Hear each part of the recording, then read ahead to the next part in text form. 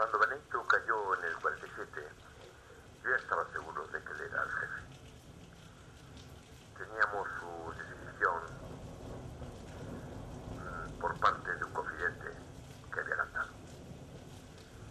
Él era un tío muy alto y con piezas de acero en la mandíbula. Y allí, cuando estaba en el despacho, se me acerca el tío muy bajito y me dice: usted sabe quién soy yo, pero no puede probarlo. No puede probarlo, porque la única persona que podía certificarlo no le hemos cargado la sierra. Así que usted no tiene pruebas contra mí. Y era cierto hasta que cayó Roberto.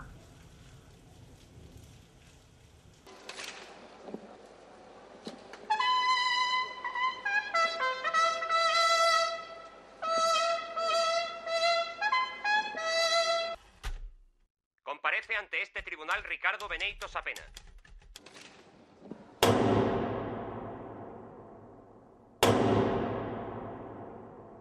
Que actualmente cumple condena de 30 años de reclusión mayor y del que se considera probado que fue comisario político del Ejército Rojo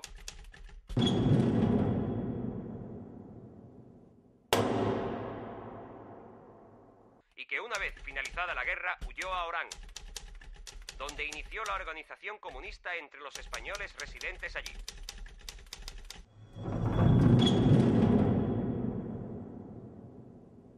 El golpe, la victoria fascista, no viene sino a establecer con todo su poder ese bloque agrario, que en Granada es muy fuerte y sigue siendo fuerte hoy, y una manifestación de esa fuerza es la toma, la fiesta de la toma, donde todos los distintos poderes que fundamentan, como son los militares y los eclesiásticos, el ideológico, el militar y el político, están ahí cumpliendo una función pública, social, para decir: somos fuertes. Aquí nadie se escapa a nosotros, a nuestro control. Bien, la historia está bien clara. Y la historia empieza en el 36-39, con la guerra de clases. Y con la victoria del fascismo. Frente a su gran enemigo, el proletariado revolucionario, o ya te digo, incluso lo que se entendía también como el principio del mal, que era la burguesía liberal. Hay que destruir la otra, y se destruye. Y punto. Y esa destrucción es lo que no se quiere reconocer hoy. Porque se destruye criminalmente y se destruye económica, política y socialmente.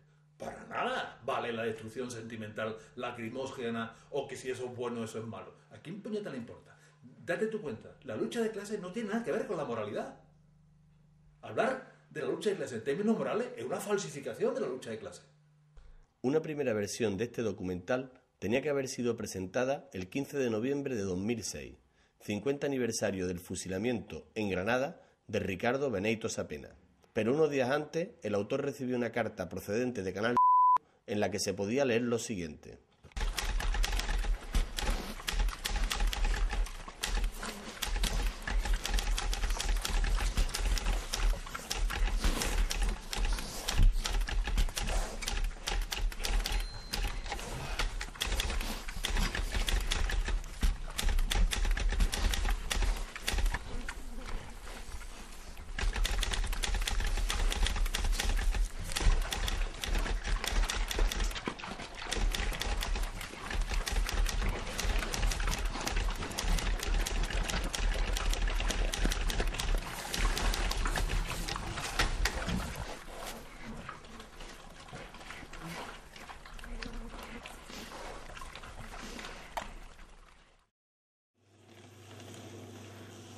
Durante meses, el autor montó, desmontó, cortó, pegó, conspiró y amenazó buscando una salida. Y al final se quedó sin documental.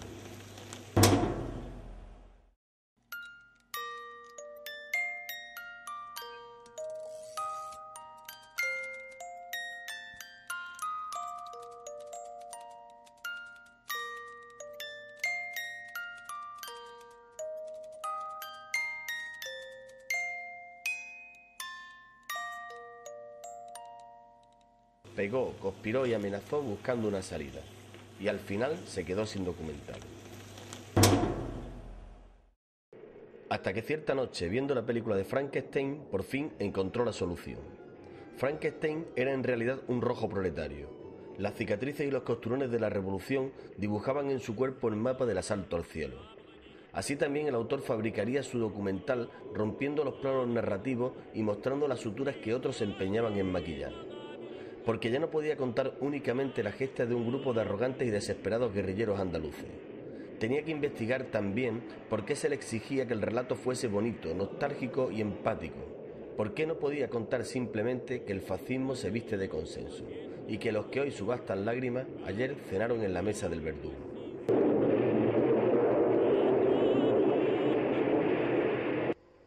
¿De verdad cree que puede dar vida a los muertos? Yo lo he creado. Lo he fabricado con mis propias manos de cadáveres que he sacado de tumbas, de horcas y de todas partes. Véalo usted mismo.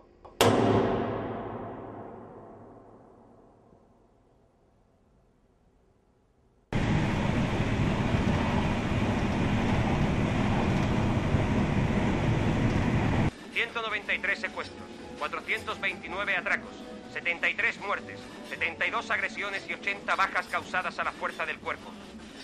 Además de otras 65 causadas al tabor de regulares Alucemas 5, Compañía de Infantería Nápoles 24 y Policía Armada, habiéndose recogido la cantidad de 8.266.822 pesetas.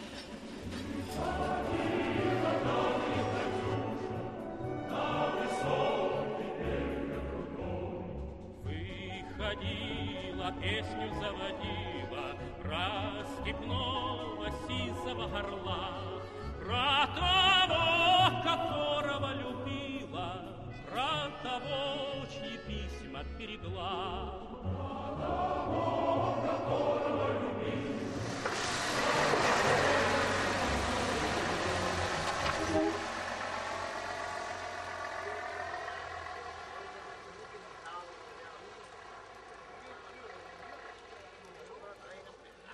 Usted estuvo cuando estuvieron ahí en Pera, la gente de la guerra que se llevó de ahí, los mulos se los llevaron cargados de jamones y todo lo que había en el cortillo. ¿Estuvo hasta ahí? Sí, ¿para qué le voy a engañar a usted? Le digo que sí. Hombre, claro. Ahí estuvieron y vinieron y se llevaron la guarda también y el cabrero. Porque habían dado un chipatazo, no sé qué. Los colgaron más para allá. Exactamente, los colgaron en un sitio que le dicen La Charca. Por eso digo que yo he visto eso y eso es... Aquí hemos padecido mucho sobre eso, hombre. Aquí están los 8. Murieron el día 28 de enero de 51, lo que estamos ahora de 51 52. Lo que yo sí dije que tenían las herramientas que no eran muy buenas herramientas. No, 4 escopetas viejas. Sí. Y no tenía herramientas para defenderse. No, defendíamos bien, pero era ya porque teníamos unos conocimientos muy buenos de las montañas. Que no estaban previstos de armamento bueno. No. Lo que yo me refiero que le he preguntado yo a mi cuñado muchas veces. Y le he dicho yo, cuñado, ¿cómo diste le vas a morir todo como conejo en la sierra? Y no tuviste cojones de hacer nada. ¿Con qué ideas os fuiste a la sierra? ¿Qué es lo que yo quiero saber? Eso lo he preguntado yo a mi cuñado. ¿Y qué respuesta le ha dado? ¿Qué ideas teníais vosotros para ir a la sierra? ¿Tendríais alguna idea de decir voy a dar un asalto al gobierno o voy a hacer algo? Porque yo voy a la sierra, ¿qué? Para ir a la sierra hay que tener unas ideas de algo, que vayas a hacer algo. Las ideas estaban, pero no había acompañamiento de Eso nada. Es lo que yo de nada. Porque yo creí que nosotros tendríamos una ayuda de países fronterizos. Eso es lo que yo digo. Por eso le pregunto yo antes que tenían contacto con Francia. Y no tuvimos ninguno. Y ya no, una vez que usted ha lanzado, ya no puede usted. Esa persona que tiene un amor propio, no echa para atrás. Hombre, ya es que ya no podía echarse para atrás. Porque... Sí, echaron mucho.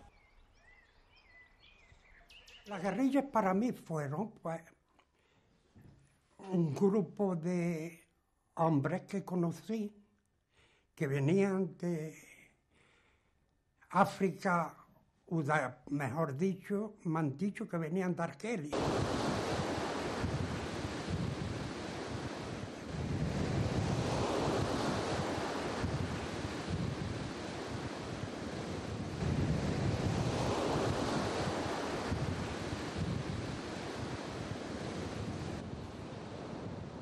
Entonces se pensó por parte de la dirección de nuestro partido crear grupos que cruzaran la frontera de Francia por los Pirineos y grupos que cruzaran los mares por este lado de acá y empezar a meter mano a diestro y siniestro. Había que organizar la lucha no sobre esa base de ese enfrentamiento de guerrilleros armados frente al ejército, sino guerrilleros armados para que los obreros también, si no están armados, con huelgas, y porque los campesinos, si no están armados, pues también sepan que los guerrilleros luchan por su bienestar, porque la tierra de los terratenientes no se explote, pero para que los campesinos cojan cosechas. Es decir, informar a los campesinos, que para eso queríamos nosotros la propaganda, informar a los campesinos cómo había que luchar contra Franco y para qué había que luchar contra Franco. Hay una especie de constante en los análisis del PC que dificultan el análisis del movimiento guerrillero, que es pensar que en el año 45-46 se estaba mejor que en el año 36. Que esto es absolutamente impensable. Cuando va a empezar la guerra civil, que se estaba en peor situación en el 35-36 que en el 45-46, después de perder la guerra. Esto es algo que es una constante en los análisis del PC. Ahora sí que estamos bien. Ahora vamos a ganar. No tiene ningún sentido. Preguntado por su actuación tras huir de España, manifiesta que luchó contra los nazis en Francia y que tras acabar la Guerra Mundial fue llamado por el secretario de organización del Partido Comunista Santiago Carrillo a Toulouse, donde realizó un curso de capacitación política con el fin de volver a España para luchar contra Franco.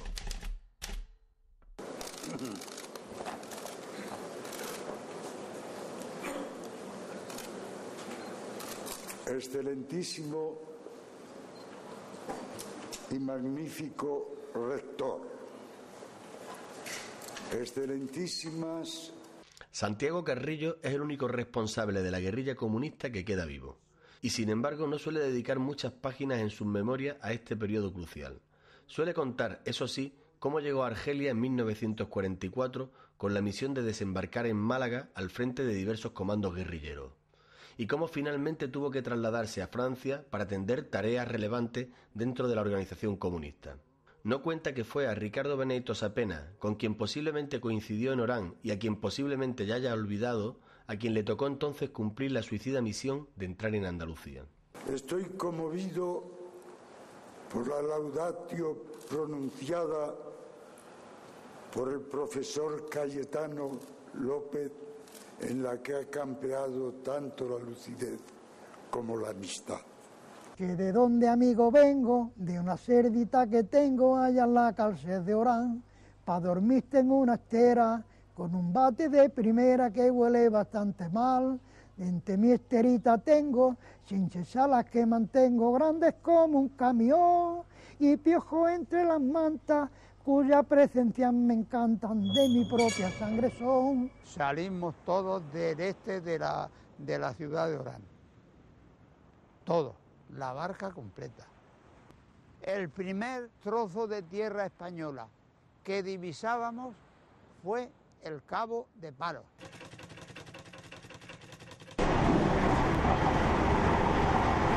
Pues el Partido Comunista, como sabía en las condiciones que los guerrilleros estaban aquí, como Lozano, y todo, que estaban aquí pero estaban mal organizados, pues entonces lo mandaron a él. Capitanía de la 9ª Región Militar. Juzgado Especial para Delitos de Bandidaje y Terrorismo número 1. Se abre la causa 939 contra José Muñoz Lozano, alias El Roberto. Granada, a 5 de octubre de 1951. Esta es una de las escasas fotografías que se conservan de Roberto, el hombre que envió Santiago Carrillo desde Francia en 1946 para hacerse cargo de las guerrillas en las sierras de Granada y de Málaga, aquel que convirtió a un grupo de fugitivos en una de las agrupaciones guerrilleras más potentes del Estado español, aquel cuyo nombre aún pronuncian los viejos en voz baja.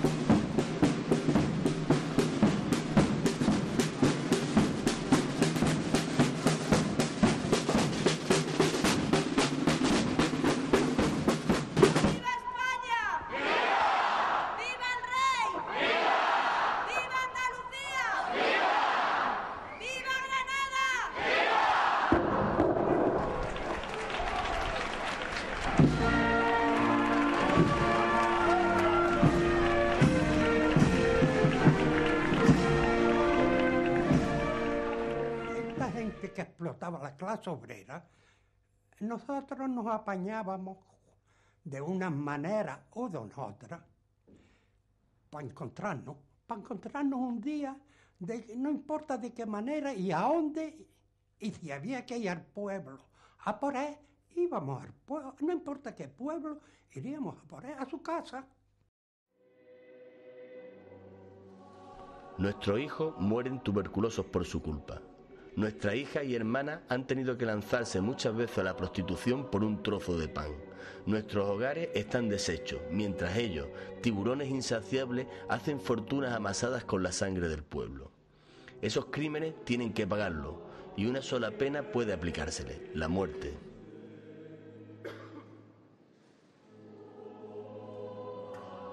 No se equivoque, joven. Para usted, esos individuos tal vez fueron héroes o incluso mártires. Pero para nosotros no eran más que terroristas. La ley de bandidaje y terrorismo decía que a los jefes como Benito o Roberto les correspondía sencillamente la pena de muerte.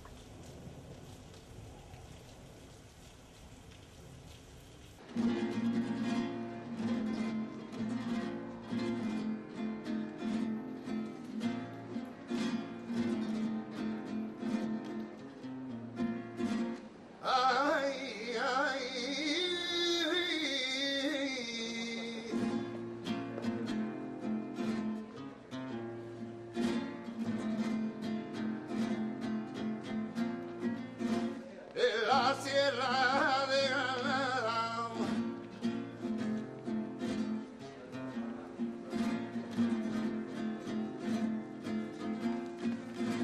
la partida de Roberto, son el terror de los ricos con atraco y secuestro. Son el terror de los ricos con atraco y secuestro. Esto es una historia, lo que pasó aquí es una historia larga de contar. Pues nada, nosotros no tenemos tiempo para escucharla. Sí, pero es muy largo de contarlo. Aquí se pasó mucho cuando eso. Con dos te tenías que acostarte y no te daban a matar la polla y te echaban a acostarte. Y cerraban las puertas con zoo. Tú hubieras estado aquí ya te hubieras enterado. ¿No vieron lo que decían del terrero, que en gloria esté el hombre? Claro. Estaba arando y vio a los civiles venir y dice: otra paliza hoy. Todos los días le daban una. Dice: otra paliza hoy. Dice: pues le van a pegar a su padre. Y agarró y dejó la yunta y se fue a la sierra. Les pegaban todos los días. Aquí tenía el tío un mojón puesto ahí, un terrateniente. Otros lo tenían en aquella esquina y otros en la otra. Aquí no había un terrón de propiedad ninguno, ni un terrón. Ni un terrón de propiedad, era todos los señoricos. 4 terratenientes cercaban al pueblo y el yugo. Ibas a trabajar de que bebía hasta que no bebía por nada. Comimos una vez porque no teníamos nada para comer. Y comimos hierbas cocidas. Y abrí alguna mala. Y nos pusimos el tío Ricardo. Y todos nos pusimos más, pero el tío Ricardo y yo, eso, fuimos los que nos pusimos peor. Teníamos que comeríamos más. Y nos pusimos chalados perdidos, loquitos. Y como nos pusimos. Yo iba de puerta en puerta pidiendo cachopa para comer. Y me lo han dado algunos. Y otros me han dado una patata. Muchos me han dado una patata también. A ver. Cuando tú te ves dentro de una casa con tu padre enfermo, en una cama, y 3 hermanos más, tu madre en la cárcel, y que no tienes nada, a comer, ni a beber, ni a nada. Explícame tú, ¿qué te se puede pasar por la cabeza? ¿Por qué se fue tanta gente de aquí, cabrón? Por lo que yo le he dicho, por la hambre. Por la hambre. Tenían mucha hambre y decían que le iban a dar vamos, que iban a vivir mejor. Y se fueron nada más por la hambre que aquí había. Aquí hay muchísima hambre. Y engañado también la criatura. Porque si me hubiera pillado lo que estamos aquí grandes, hemos pillado con Zaibo de Caña y yo no nos fuimos, pero hemos pillado lo mismo, nos vamos lo mismo. Porque fue un engaño muy grande de la criatura. Pues todos los que fueron, los que eran mayores, haber estado en la guerra y en los campos de concentración, todo eso viene, salió de los nuevos, que eran ya por ideas, que los calentaron, hubo que los había, pues aquí por engañado, luego cuando nos pillaba, allí sí dijimos que me habían engañado. Aquí no fue otra cosa, aquí fue el engaño lo que dijeron a la criatura. Porque yo creo que un hombre con 20 años en aquellos tiempos, 19 o 20 años que tenían, no tenían preparación para nada. Es que diga eso, pues le puede su cara que es mentira yo. Aquí se fueron por ideas de comunistas. Luego que el comunismo me estuviera engañando, los jefes fuera eso, ya no entro yo porque ni está uno preparado para eso. Porque su marido, ¿por qué se fue a la sierra? Porque yéndose a la sierra le parecería que lo iba a solucionar todo. Digo yo. Que se fue y ya está. ¿Él no le explicó nunca por qué se iba a la sierra? Ni que se iba ni no iba, él no me dio nada. Nada más que el pillo y se fue y ya está. Aquí fueron los menos 30. A todos los conocía yo. Y me contaba mi cuñado dónde fueron a parar. Fueron a parar a una cueva que leí en la cueva de Don Alonso. Allí lo estaba esperando Roberto. Y todas las partidas que había en la sierra lo estaban esperando allí. Salió Roberto, un tal Roberto que era el que mandaba la agrupación guerrillera de Granada, y me explicó que era la guerrilla. El sufrimiento, que no era un sitio donde tú venías para pasar vacaciones, no. Era para aprender una responsabilidad fuerte y que había que un temperamento duro, porque las guerrillas eran muy duras y peligrosas. Roberto Zoya, que era jefe de la partida y era el que manipulaba y mandaba y que era más malo que la llama del infierno. Un hombre militar, porque es que lo tenía en su pellejo, era militar, pero un hombre formal, un hombre que miraba a toda la gente que tenía alrededor del mismo ojo, podemos decir, de la misma forma. Para él no había analfabeto, ni inteligente, ni nada. Lo que había era guerrillero. Ese era Roberto. ¿Y de Roberto escuchaste hablar? Roberto sí lo voy a decir pero que aquí no.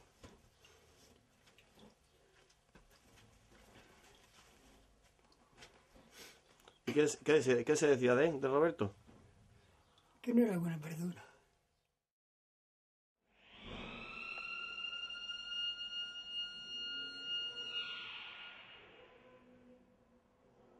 Se trataría de un doble juego dialéctico entre dos tipos de discursos para la recuperación de esa memoria. Un discurso moralista y un discurso sentimental. Todo lo que se escape de una lectura moralista y sentimental, todo lo que se escape de un conocimiento, valga el término, moralista y sentimental, eso no vale. Tú no puedes, porque si no te vuelves radical, intransigente, te descolocas, te anula. ¿Quién es el que mejor hace esa lectura moralista y sentimental? Evidentemente no un tipo de derecha, sino el progre, el falso, el intelectual amarillo. Ese militante de izquierda, que sigue aparentemente manteniendo la figura de esa militancia de izquierda, pero en su práctica política o en su práctica intelectual, ideológica, no tiene nada de izquierda, muy al contrario, está para consolidar el sistema, para darle la mala conciencia al sistema, para denunciar lo denunciable, pero no ir a la raíz de las situaciones, de los problemas. Hay una cosa en los políticos que a mí me fascina, en los políticos que yo he conocido, ¿no? Que es una frase que yo he oído tantas veces y que me impresionó siempre, que es una frase para estúpidos, ¿no? Es decir, para nosotros, para los ciudadanos, ¿no? Que consiste en decirte, hemos cometido muchos errores, o hemos cometido errores. Entonces, claro, el ciudadano bobo, que somos la inmensa mayoría, dice, mira, esto es un ejercicio de autocrítica, reconoce que ha cometido errores. Y sin embargo, no pasamos al punto siguiente, que es decir, dime uno. Y entonces, si tú le preguntas, dime uno, entonces sí que se rompe el encanto, porque no está dispuesto a decirte ninguno. Nuestro país, España, tiene una gran deuda con Santiago Carrillo en el proceso que nos ha conducido hasta lo que hoy somos. Seguramente nada extraordinario, pensarán algunos de ustedes, pero hay que recordar el tenebroso y desesperado estado del que partíamos hace ahora el tiempo de una generación. Ha sido claramente subrayada su labor en el Partido Comunista de España, en lo que prácticamente se ha denominado su recreación, su transición con la transición misma, y sus gestos y sus decisiones que, más allá de intereses puramente partidistas, aliviaron el camino, nos dieron la posibilidad y la capacidad de establecer lazos con otros discursos. ¿Y dónde fueron los militantes y simpatizantes que en un momento conformaron la fuerza política más potente y mejor estructurada del escenario político español? Gracias a Miguel, este narrador puede relatar al señor catedrático a dónde fue a parar uno de sus militantes comunistas.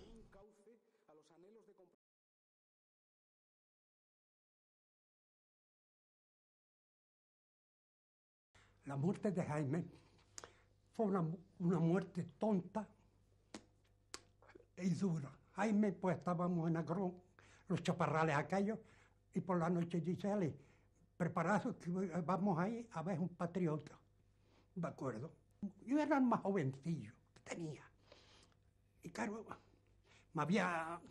podemos decir que me habían confiado a él.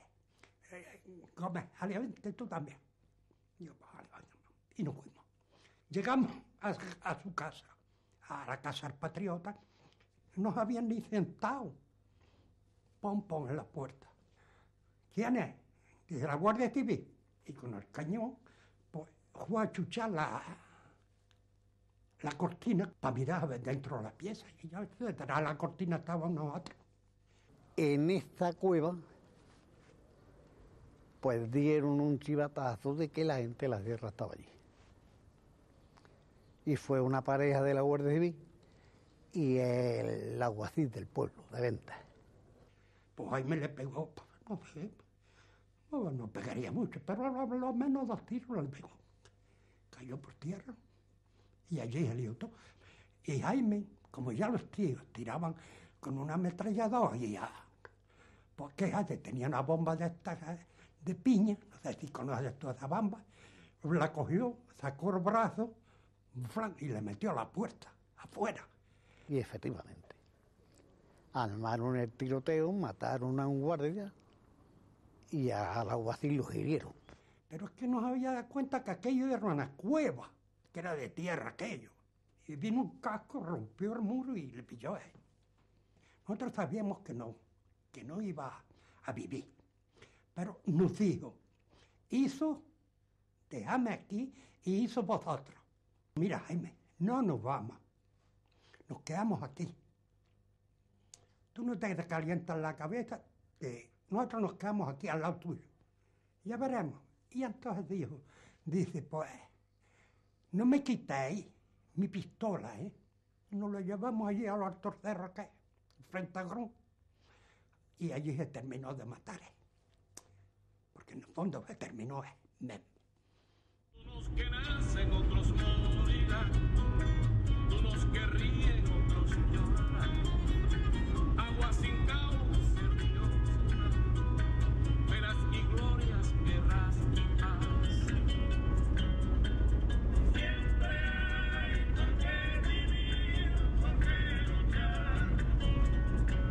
Miguel y sus compañeros abrieron un agujero en la tierra y allí depositaron el cuerpo de Jaime. Pero al día siguiente, unos cerdos del cortijo de Pera olieron el cadáver, lo desenterraron y lo devoraron. 8 meses después, los guerrilleros asaltaron el cortijo, ahorcaron al guarda y a un pastor por chivato, y se llevaron 40 jamones.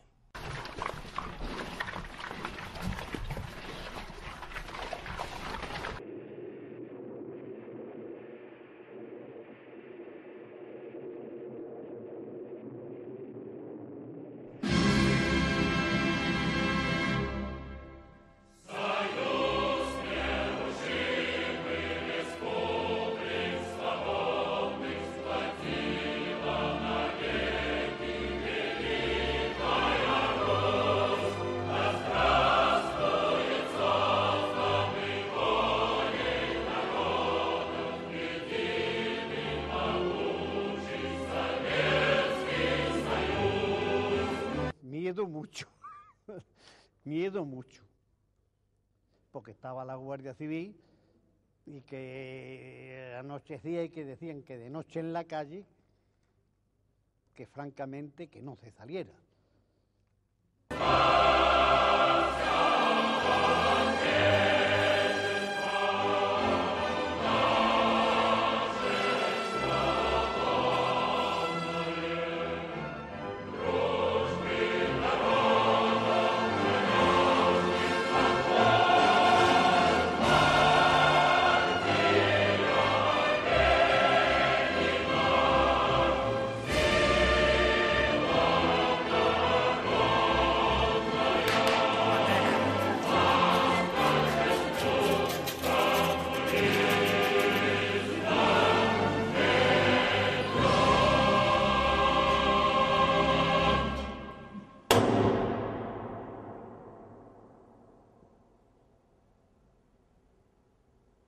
Y aquella tarde se formó allí un trapicheo de espanto. ¡Ay, que son! Si son los de la sierra, si son los de la sierra y tal. Entonces nosotros teníamos para arriba, para lo alto. Era un camino de extraperlistas. Y en el camino de extraperlistas había un corral de ganado.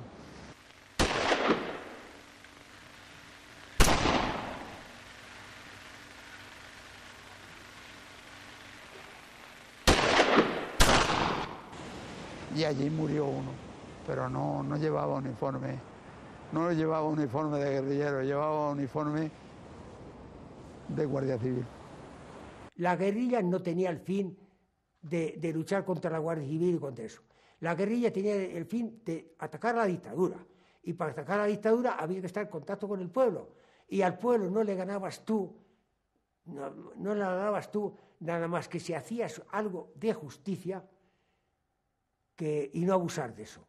Con 1,90 m de altura y las mandíbulas de acero, Ricardo no era precisamente alguien que pasara desapercibido. Y sin embargo, aunque cayó en 1947, la policía no descubrió hasta 1953 que había apresado al jefe máximo. Con Benito en la cárcel, Roberto y sus hombres perdieron el contacto con el partido. Tomaron entonces una decisión tan lógica como catastrófica: seguir con los preceptos insurreccionales del manual del guerrillero. La agrupación granadina protagonizó sus golpes más espectaculares en plena Guerra Fría. Las cosas no salieron como nosotros pensábamos tampoco.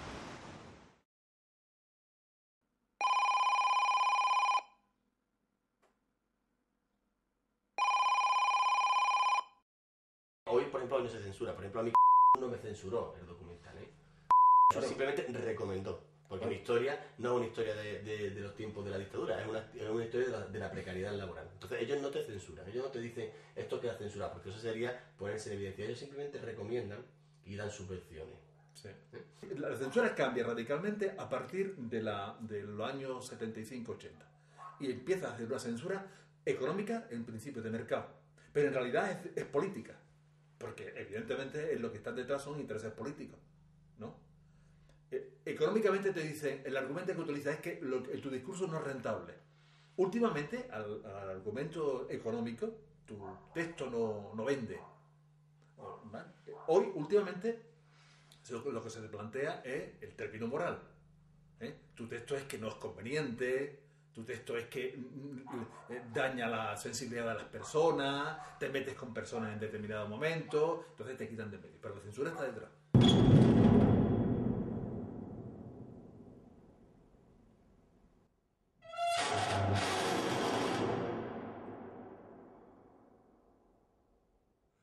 Cuando yo empecé a este guerrillero, para mí eran periodos de 2 o 3 años. A ver, un periodo que yo creía que cada día que pasara iríamos de más en más. Yo esperaba una revolución en mi cabeza. ¿Sabes? No, eso no lo veía, lo que veía al contrario. Contra más días pasaba, menos quedábamos. Pero claro, ¿cómo saca el PC a la cantidad de gente que tiene en los montes de Galicia, en Levante? ¿Cómo? O sea, hay que sacarlos a todos. Es decir, que sacar a esa gente, cuando tú decides desmontar el movimiento guerrillero, significa que tienes que mandar emisarios a todos, pero no de información, sencillamente porque hay que sacar a la gente. Primero, además, hay que explicárselo cuando la saca. Porque el tío está allí, ha matado ya lo que ha matado, le han matado a él, a media familia, entre la Guardia Civil y el Ejército de Franco, y ahora vete tú a decirle que esa guerra está perdida. Y que se coma el rifle y que lo esconda esperando tiempos mejores, y que se tiene que volver a Francia y dejar el territorio donde él esperaba que le iban a liberar. Porque lo curioso es que tanto el movimiento guerrillero como los ciudadanos antifranquistas, los dos pensaban que a diferente nivel, pero los dos les tenían que liberar tropas exteriores, porque ellos solos no iban a poder hacerlo. Cuando el teniente coronel Limia se hizo cargo de esto, trajo un equipo de hombres muy preparados, muy curtidos, y entre ellos había antiguos guerrilleros que nos vinieron muy bien en las contrapartidas, una vez que habían sido fieles, claro. Tú lo que quieres saber es cómo se mataron a ciertos guerrilleros y por qué. Hay un hombre que lo mataron porque era un sargento. Era un guerrillero de estos que llamamos que no se había entregado de la guerra. Y estaba acostumbrado a hacer lo que él quería. El otro fue, porque fue a la sierra, empezó a hablar mal de una persona, tanto habló mal de él, y que tenía dinero, y que vinieron a por él, a por el tío ese, era un señorico. Y resulta de que por mala suerte, el día que cogen al tío, que lo cogen por la mañana, lo tienen dentro de su casa, pues serían las 11 del día por ahí, una pareja de la Guardia Civil que llega a la casa. Los otros que sienten tiros en la calle, ¿qué hacen? El que estaba dentro de la casa con el tío, ¡bom, bom! Y le meten también 2 balazos. Bueno, Roberto comienza a indagar. ¿Cómo es esto? Pues tú sabes por qué tenía aquella etnia el tío contra aquella persona, porque él era un cabrero. Ese hombre de mi tía es cabrero. Y le debía a ese tío lo menos 20.000 pesetas. Y se había ido a la sierra porque no podía pagarse. Y el otro lo había metido a los tribunales. Y por eso es que se fue a la sierra. Roberto no les hizo caso. Ni Roberto ni nadie. Incluso en un bar en la placeta, el tabernero, que ya ha muerto también, había algunos que le echaban. Cuando ya los vea calentillos, pues ya estás todo el día trabajando y te medio litro de vino, pues te sube la cabeza. Y le dije, anda, que se invita a la casa, y le ponía una botella de litro. Y por detrás daba un patio y una ventana y se ponían a escuchar allí los civiles y los ponía cosas esas. Cuando vamos ahí, cuando no vamos ahí, y lo sabían todo. Eso era como una lotería de la muerte. Es decir, aquello estaba plagado ya de confidentes, porque claro, el deterioro de la guerrilla, claro, la Guardia Civil evidentemente chantajeaba con la familia. Roberto le dijo lo mismo que yo te explico a ti. La Guardia Civil hay que matarla. Sí, hay que matarla, pero hay que saber a dónde tú la mates. No la mates. Aquí tengas tú un patriota, un guerrillero del llano, y aquí otro, y vengas a matar a los civiles entre las dos casas. porque los dos han matado a los civiles ahí y han matado 2 guerrilleros de cada lado, uno y su familia. A ver, con ellos. ¿Has comprendido lo que es ser un buen guerrillero? Yo he tenido ocasión de haber matado yo no sé cuántos civiles en mi vida. No, yo les dejo que se vayan, porque sabía que matarlos a ellos era matar a mis patriotas que estaban ahí, o a sus hijos, o a quien fuera. Se iban a vengar ahí, con hacer eso. Pues yo los dejaba que fueran. Entra en la casa y dile a tu amigo que se rinda. Suéltame, no hay nadie, no hay nadie.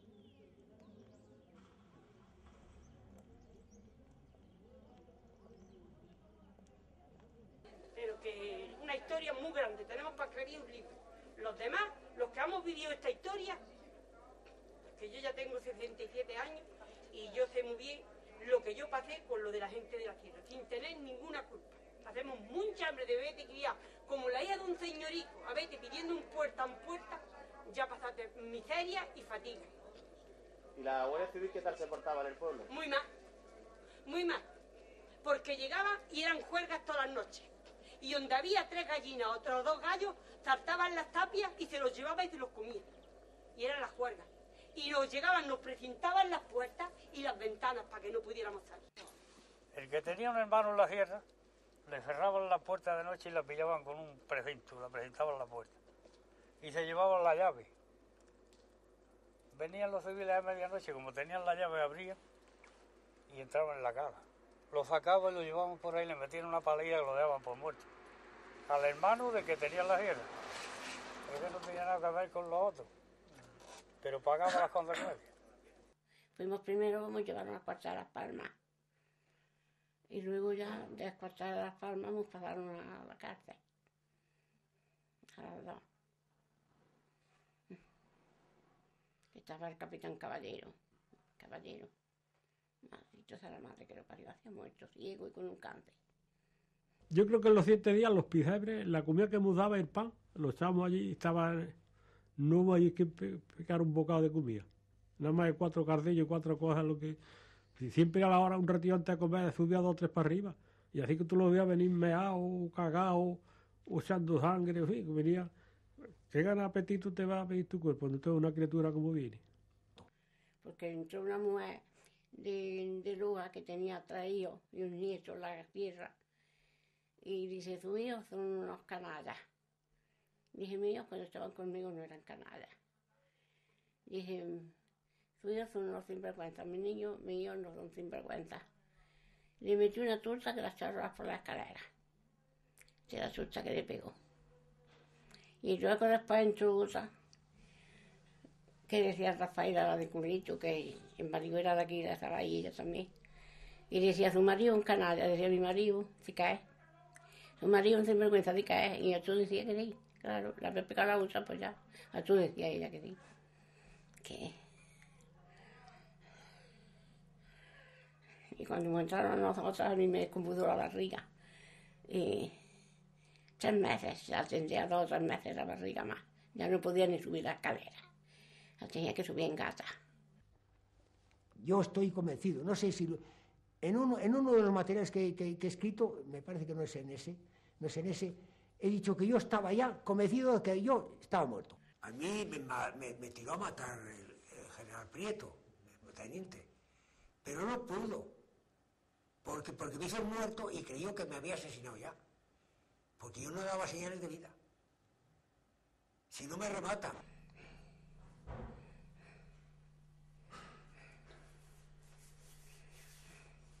Allí entramos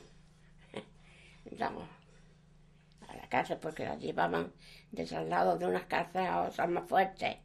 Y aquellas estaban porque habían matado a 2 curas. Y éramos comunistas. Y me preguntaron a mí que por qué estaba y les dije por lo que estaba. Y le daban un abrazo a este y decían, dije, te queremos millones de trillones porque eres tu padre es compañero nuestro. Le decía, era a él. Y entonces aquella mudamos una comida más buena. Conforme iban las vaquetas de la comida, así las volvían para atrás. Venga, aquí tenéis que traer comida más buena. Y aquellos días que estaban allí comíamos más mejor. Porque ellas, la que llevaban mal, la devolvían para atrás. Vaya que tía. Haciendo la excursión por allí, haciendo gimnasia.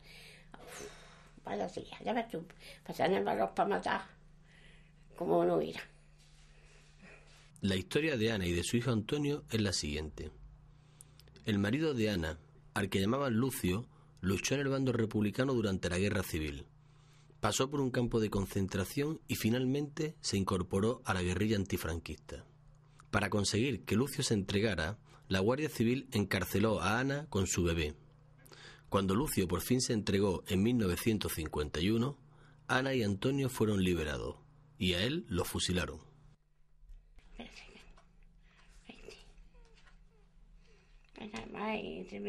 Nada más en blanco como está, te ve tan mal. Ve poco. ¿Y ahora por qué no le quieren indemnizar? Porque no estábamos casados. Porque no estábamos casados, como aunque no quería ir a la iglesia, teníamos que haber ido a juzgado. Pero a la iglesia no quería ir. Y decía que 5 duros que le iba a dar el cura que los comía. Y no quería ir a la iglesia. Y entonces, al no estar casada, ¿no le reconocen a usted que fuera mujer de él? Pero para la Junta de Andalucía ahora. Bueno, pero para meterme en la cárcel sí. Era mujer. Y ahora no. Ahora no soy. Y yo también estuve, y yo también estoy arreglando los papeles a ver si me dan algo. Pero, por lo que digan también los papeles, que yo no redo ni que he estado en la cárcel, ni que soy hijo de ella. Y me metieron con 2 meses. Y estuve tirado en la cárcel de Córdoba.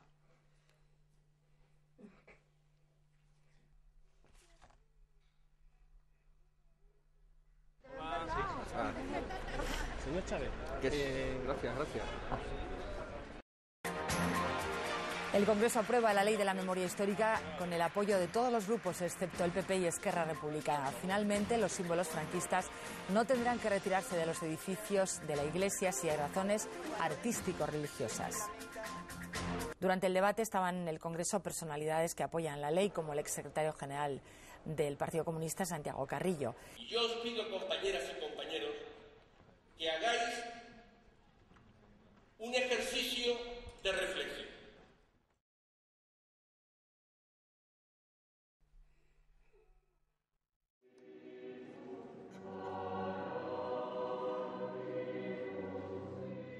Cuando el autor recibió aquel correo electrónico procedente de donde se le recomendaba eliminar ciertos primeros planos de autoridades porque podrían ser relacionadas con el franquismo, inmediatamente se preguntó a quiénes se refería en concreto. ¿Al alcalde del Partido Popular? ¿Al militar? ¿Al obispo tal vez? ¿O quizás a un cuarto personaje que durante 2 años le pasó desapercibido? Estoy convencida de que no hay en esta ley ni una sola línea que no pueda ser respaldada en su integridad por cualquier demócrata. Providencia del juez. Recibido escrito del excelentísimo señor gobernador de esta plaza, ordenando que en el día de mañana a las 7 horas y en las inmediaciones del cementerio se proceda a la ejecución del condenado, cítese al defensor para que asista a la notificación de la sentencia y ofíciese el administrador del cementerio para que tenga preparada el ataúd y la fosa necesaria. Hay por todos lados, mujeres. Todos los vuelos que tú veas, son de balas. Todos. Así que puedes tirar todo lo que quieras. Todos son balas. ¿Que lo fusilaban aquí? Claro, aquí hay un hoyo que había ahí. También la tiraba. Eso ya, esto cuando fusilaban más era... Más cuando yo tenía unos 8 o 10 años yo no he llegado. Y tengo ya 77, hace ya 40, cerca de 50 años de esto. ¿Y que era de madrugada? O... De madrugada, siempre eran las 5 de la mañana, las 3, según cuando ellos venían para acá, con los camiones. Tienen de grabar ahí para allá con cojones. Si quieres tirar, mira, ver tú más para allá y más. Por todos lados.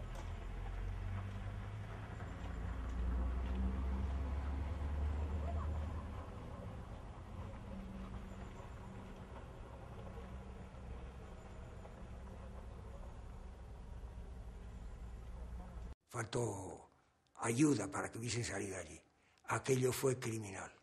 Aquello fue criminal. Porque yo que caigo en el 47, me entero después que ya el partido ya había decidido de que eso no podía seguir. ¿Qué pasó ahí? Pues no lo sé. No sé. Nadie lo ha aclarado eso. En 1948, Santiago Carrillo mantuvo una reunión con Josip Broz Tito en Yugoslavia, donde solicitó armas para la guerrilla española. Según la mayoría de los historiadores especializados, poco después Stalin lo citó en Moscú junto a Dolores Ibárruri, y allí les aconsejó que ante la esterilidad manifiesta de la lucha en la sierra, desmontaran el movimiento guerrillero e iniciaran la infiltración de los militantes comunistas en los sindicatos franquistas. Pero el escritor Gregorio Morán nos ofreció otra versión de estos hechos. En aquel momento ya Stalin ha decidido ir a por la cabeza de Tito y del partido yugoslavo. Incluso prepararon una posible invasión de Yugoslavia. Y en aquel momento aparece Carrillo para pedirles armas y medios para la guerrilla del Levante. Entonces, claro, cuando se entera, por supuesto inmediatamente se entera la dirección soviética y descubre que estos gilipollas no tienen ni zorra idea de lo que está pasando en el movimiento comunista internacional y en la Cominform, porque el partido español era un partido de menor cuantía para ellos, pues es entonces cuando Stalin le recibe, porque Stalin recibe a Dolores Ibárruri y a Carrillo, le recibe porque está preocupado diciendo, bueno, ahí hay un pequeño quiste, que estos no vaya a ser que estos ahora me salgan pro-yugoslavos y tengamos un problema con lo que significa el partido español.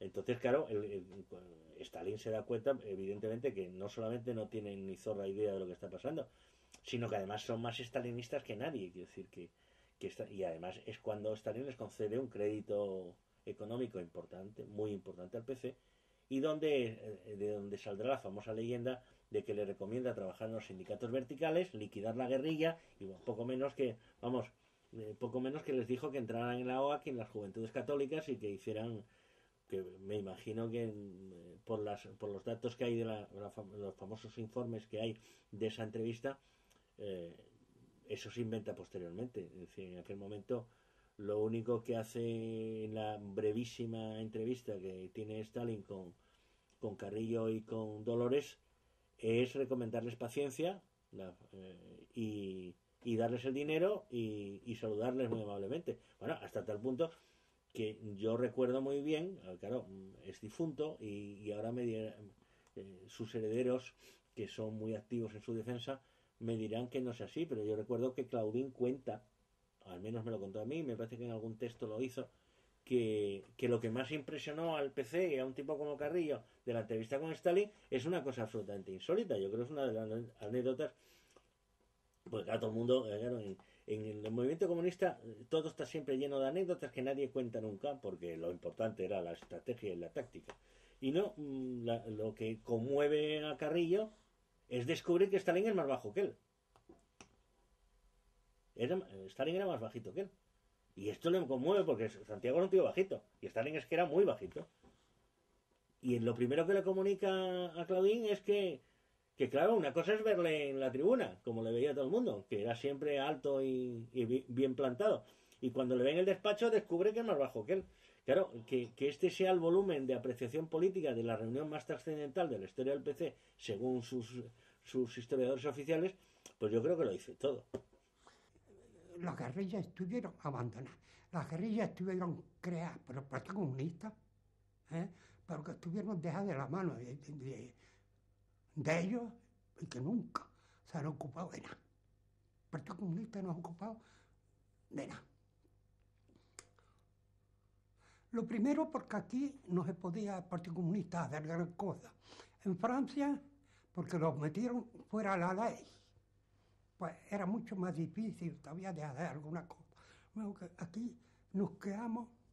Cuando Carrillo dice nosotros nos adelantamos a la crisis del movimiento guerrillero y en el 48-49 decidimos levantarlo y tal, pero esto fue un error porque nos retrasamos mucho, es una desvergüenza absolutamente inaudita, porque ellos en el 48-49 él se hace el reproche de que tardaron mucho en desmantelar el movimiento guerrillero, que lo cual, vamos, es de una jeta para morirse, porque ellos no desmantelaron el movimiento guerrillero hasta el año 51-52, que ya no queda prácticamente nada.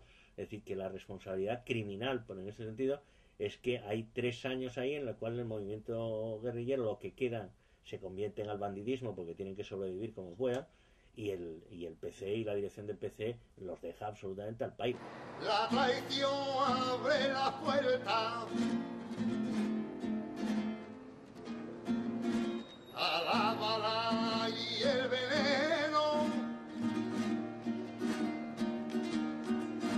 Los triconios traen del monte bestias cargadas de muertos.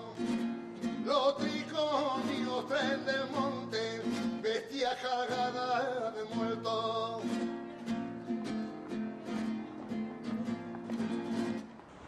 El alcalde le dijo al capitán de la Guardia Civil que a él le habían matado a su hermano y que había que matar a los 6 que habían cogido prisioneros. Y en el cementerio se los cargaron a los 6, muertos. Los únicos que quedamos con vida de aquel viaje fuimos los 4 de mi experiencia. Y esta gente saltó la mujer de Paquillo el Móvil por lo alto de las tapias y a punta de cañón los civiles querían matarle y decían, matame, pero voy en busca de mi medio. Y ahí hicieron una faja y los echaron como los perros. Ahí están en una faja, echados como los perros. Que eran 3 de Salas de Loja, que los vi yo buscando bellotas que tenían unos 7 añillos.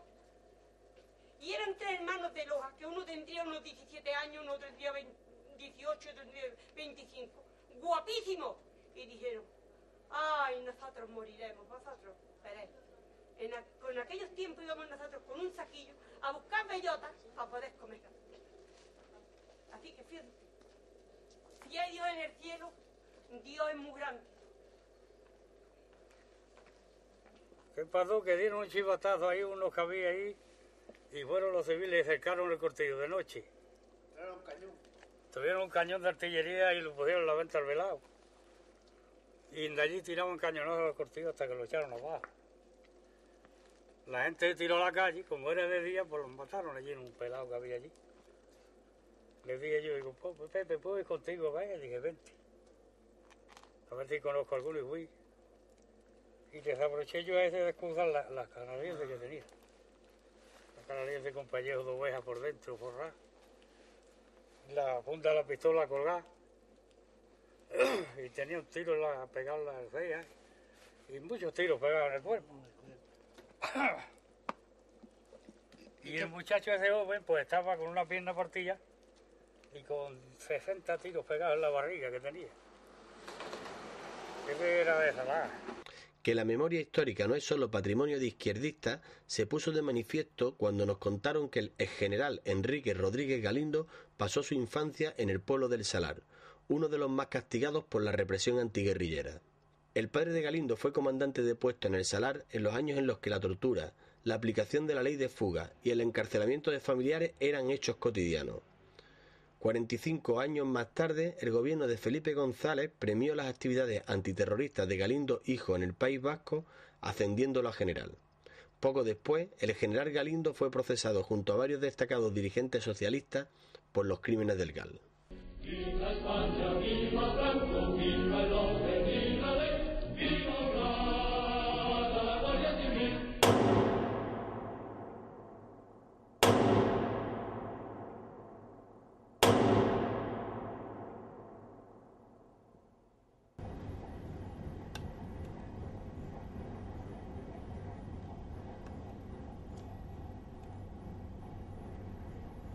Del mismo modo que en el documental he intentado retratar la memoria política de unos campesinos que lucharon contra Franco, consideraba que era interesante retratar la memoria política de la oligarquía de Granada, a ver qué quedaba en su memoria de esa represión. Y creo que la toma de Granada, la procesión de la toma, resume muy bien los valores de esa oligarquía hoy en día, ¿no? Acabo el montaje y lo mando a Sevilla, y entonces la productora lo ve y pone el grito en el cielo, me dice que no viene a cuento directamente, que estéticamente no tiene interés.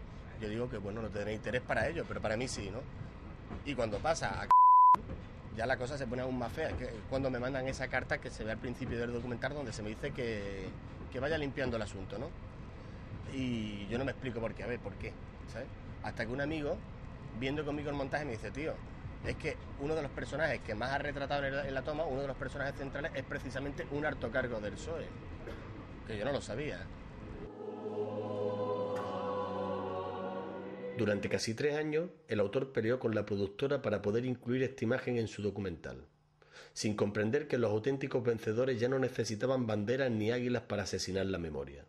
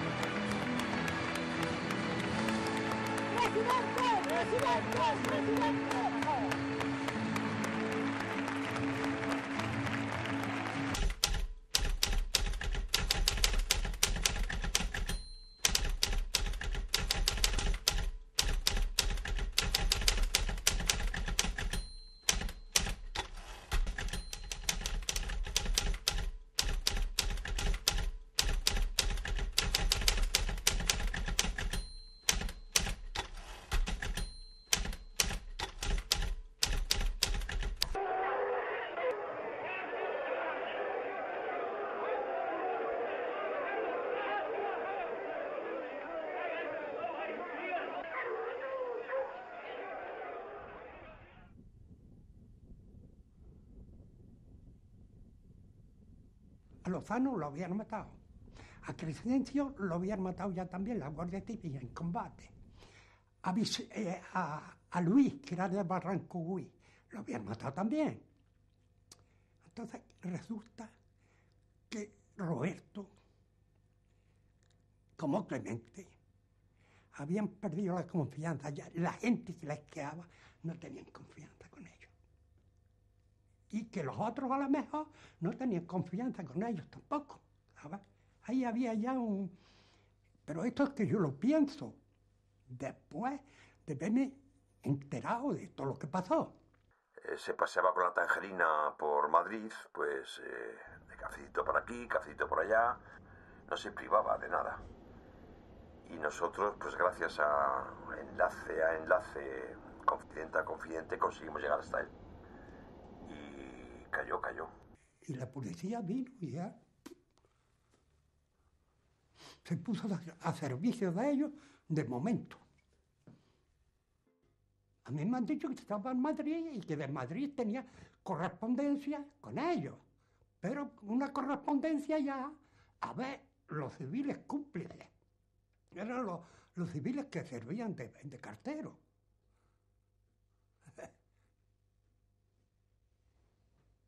Yo tengo, pero eso ha sido la gente que me lo ha dicho por aquí algunas veces.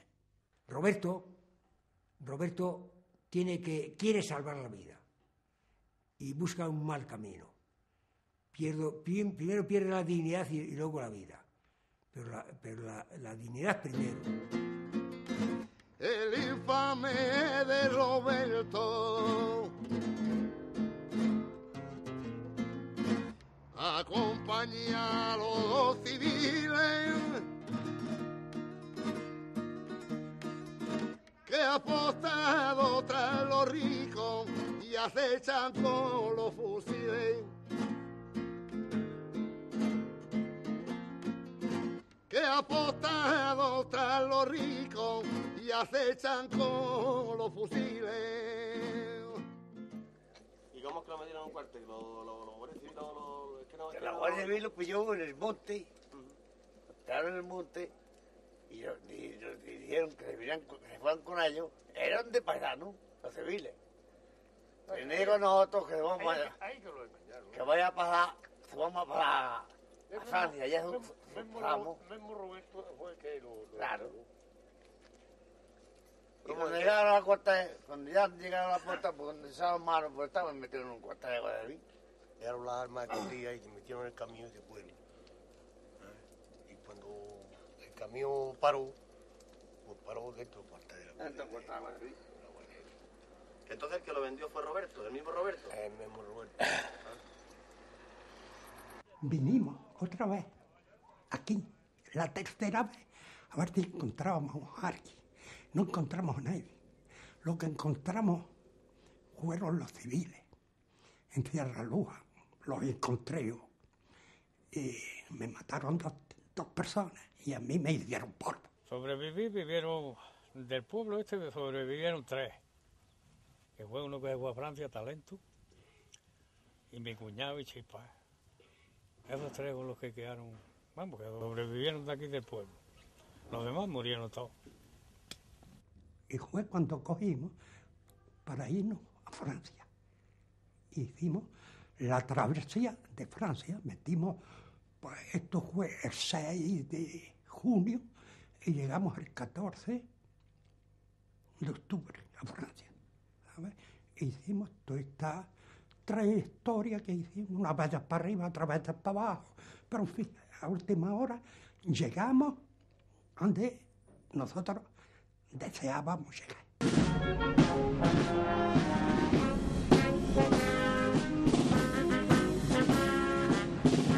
Según el fichero de la sección de misiones especiales, el número total de bandoleros comunistas a los que causamos baja entre Granada y Málaga fue de 303. Solo se escaparon 6 que consiguieron ir a Francia. Solo 6, los demás cayeron todos. Yo me he enterado cuando he venido aquí a España, 35 años después, ¿eh? Yo no sabía eso. Que Roberto se había entregado, que tuve eso, sí, eso lo sabía yo ya en Francia, pero que había estado con los civiles siguiendo la pista para cogernos a nosotros, no, eso no lo sabía, nadie me lo había dicho. El descubrimiento de los dirigentes, para nosotros yo creo que en todos los casos que conozco, fue demoledor. El descubrimiento de los dirigentes en la cotidianidad.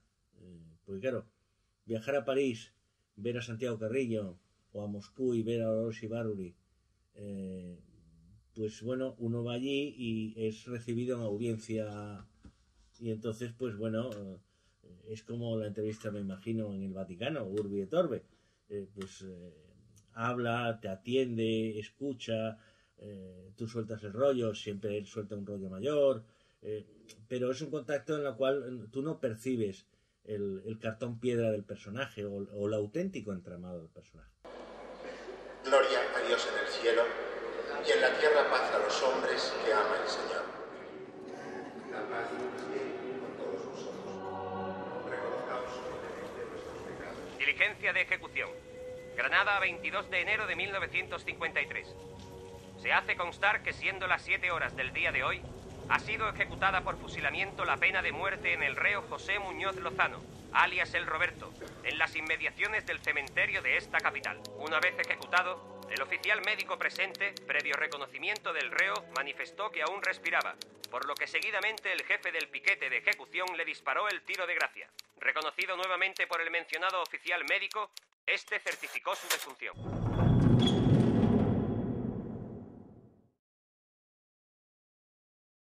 Tú también te tuviste que ir, ¿no?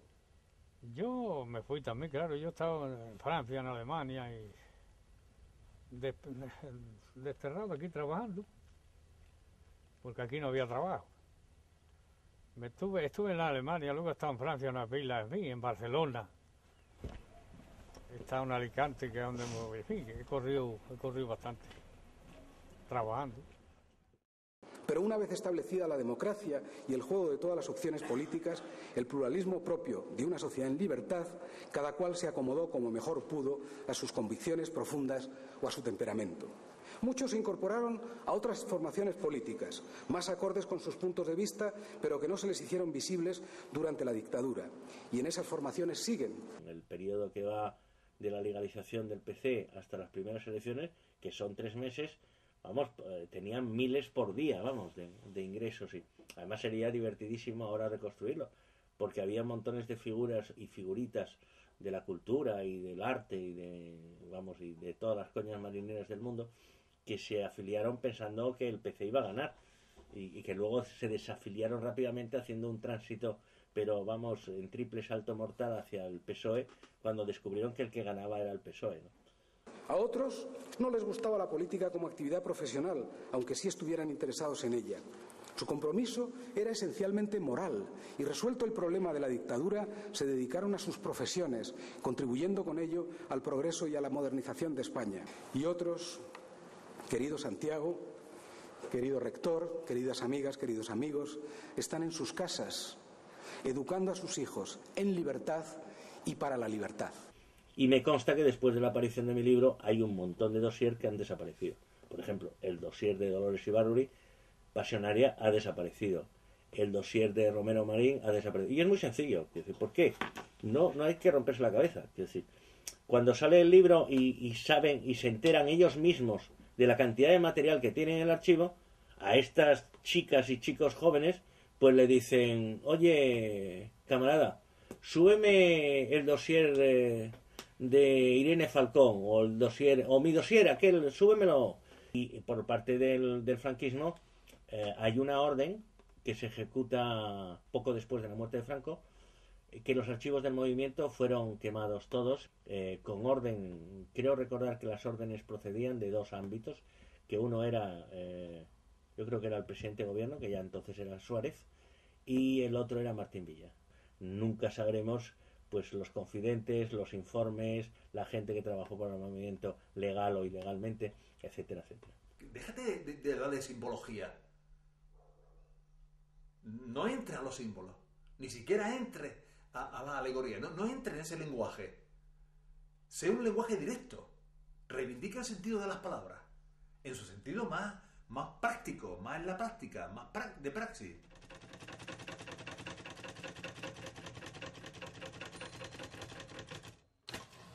Diligencia de ejecución. Granada, a 15 de noviembre de 1956. Certifico que por orden del excelentísimo señor coronel gobernador militar de esta plaza he presenciado el fusilamiento a las 7:30 horas del día de hoy del condenado a la última pena Ricardo Beneito Sapena, siendo las causas más remotas de la muerte del citado individuo heridas múltiples por arma de fuego y las causas más inmediatas de la misma 2 heridas que destrozan la frente, órbitas y ocasionan el estallido de la cabeza con gran pérdida de la bóveda ósea y abundante salida de masa encefálica.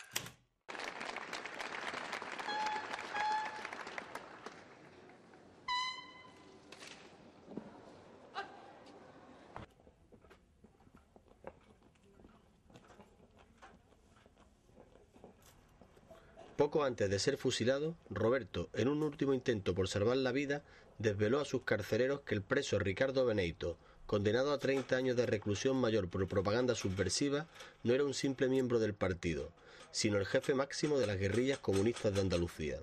El régimen aprovechó el revuelo internacional levantado por la invasión soviética de Hungría para asesinar discretamente al viejo militante antifascista.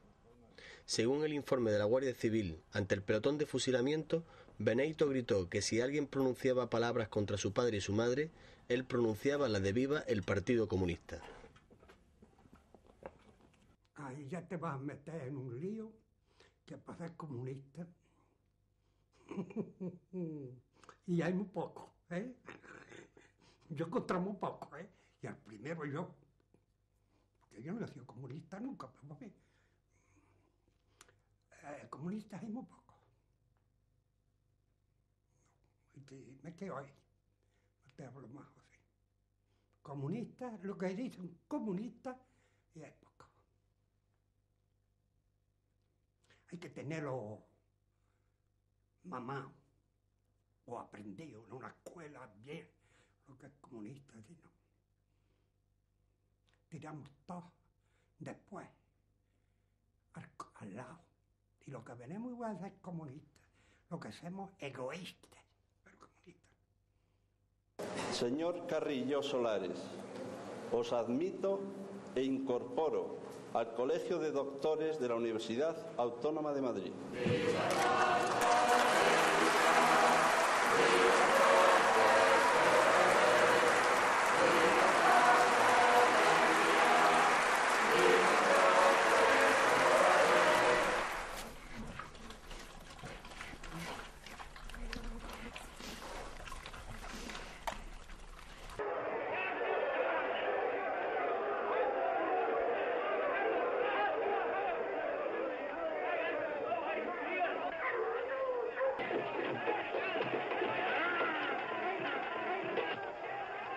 ¡Ahí está! ¡El monstruo!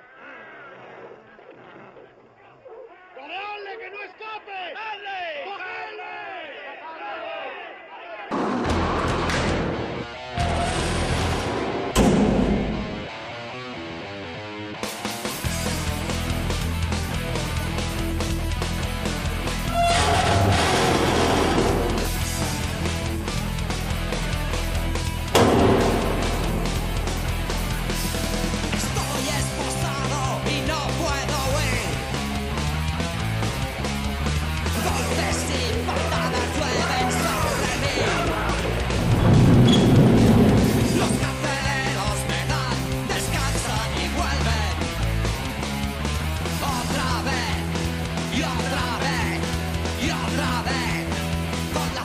Del cobarde.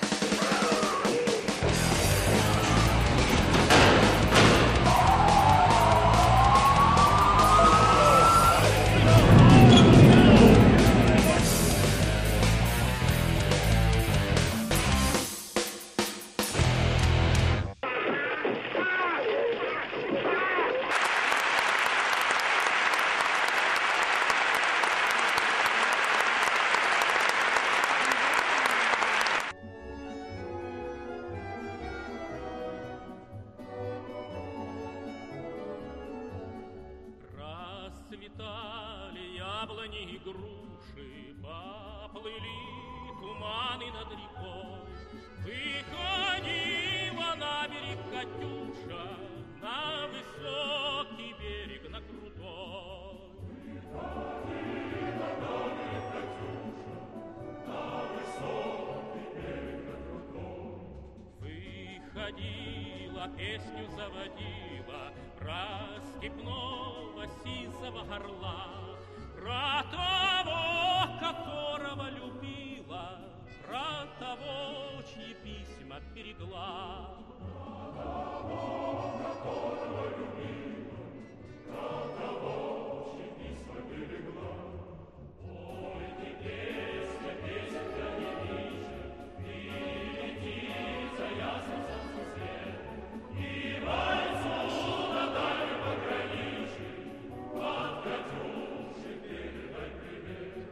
И бойцу на дальнем пограничье от Катюши передай привет.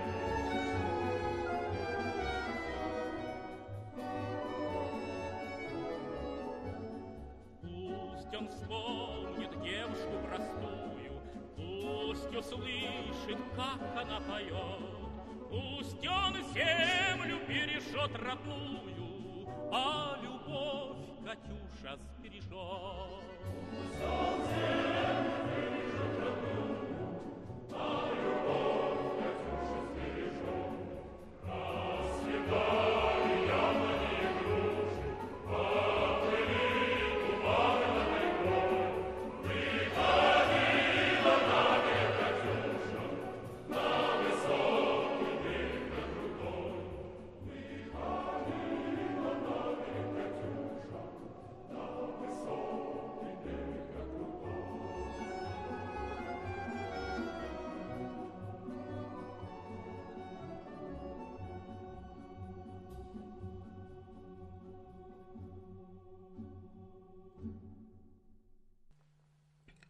Y yo digo, yo, y ahora que fueron a comer tarde de cosas, esas come unos rustados con el azúcar.